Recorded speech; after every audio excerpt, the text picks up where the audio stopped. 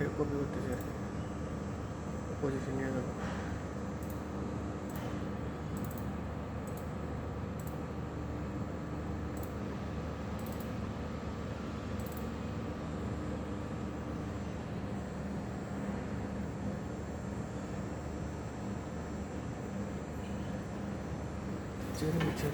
আচ্ছা চেয়ারে বসলে ভিডিও।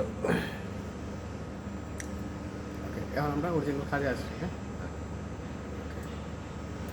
অরিজিনাল কাজটা হচ্ছে ধরুন আমরা ফেব্রুয়ারির জন্য বানাবো আগে। হ্যাঁ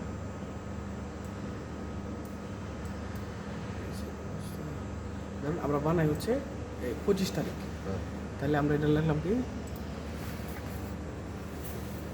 হ্যাঁ আমরা 25/1 লিখবো। হ্যাঁ, জানুয়ারি তারিখ 25/1/2025।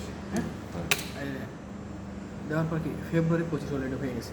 হ্যাঁ আচ্ছা, এখন হচ্ছে এই যে দেখেন ফেব্রুয়ারি কত দিনে মাস যাবে এটা 28 সেটা কিন্তু ডান পাশে শো করতেছে। হ্যাঁ তাহলে আমরা যদি 28 দিনে যাই, তাহলে 28 দিনে গেলে দেখেন এইটা সবার জন্য একটু জামাল হবে, এটা আমি করে দিচ্ছি।